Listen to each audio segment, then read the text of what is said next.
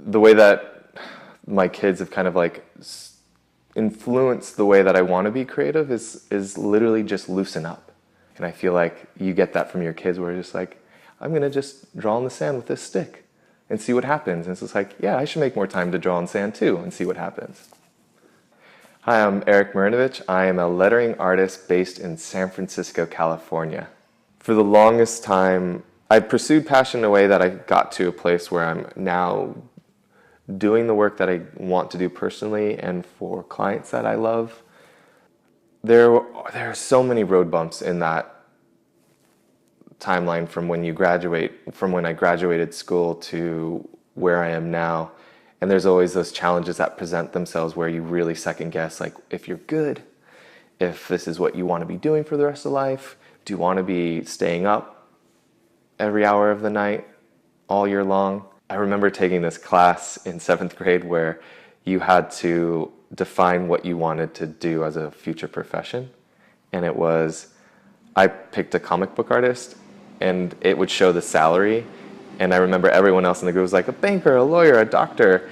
And they would list like what that salary was then. And mine was like $17,000. I'm like, oh my God, this is crazy. I never want to be a creative.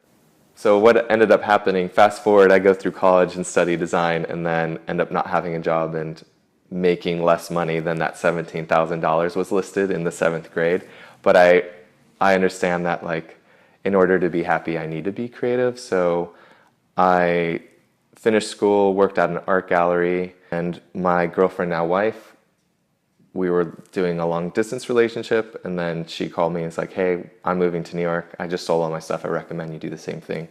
So I went with her there, and at that pivotal moment, I realized like what it meant to be creative, because I was in an environment where I was just saturated with so much creativity and was lucky enough to work with some prolific creative people. And I think that just all these little steps, right? There's people that I met along the way were just like feeding my curiosity. It took me moving back to San Francisco to realize that I like drawing letter forms more than anything the whole time. So myself and 3 other friends, we started a lettering blog called Friends of Type. And it was at that moment that the switch finally went on. I'm like, this is what I need to be doing. And I was 29 years old. So you can imagine like going through the system and all the big branding agencies, the small studios, and eventually finding that one thing you want to do for the rest of your life, but then having the pressure of, oh my God, I'm 29. I really got to figure it out.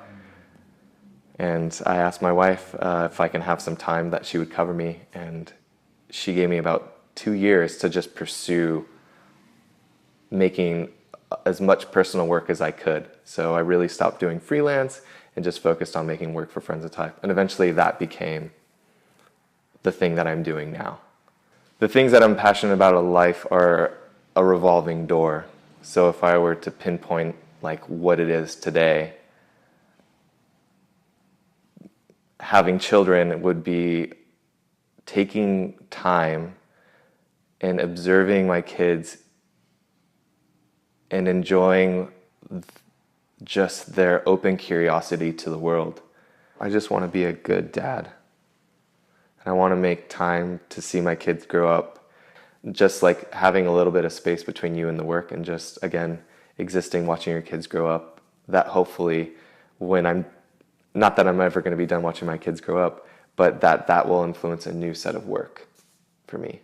But I do think like it is good to take a break. And a lot of us, I know I don't take nearly enough breaks as I should. So, yeah, a good dad. Let's do the whole interview again. No, just kidding. It's gonna be like 2 words. Yeah. Happy, child, dad. Nailed it. San Francisco, burritos. Let's go. Hungry.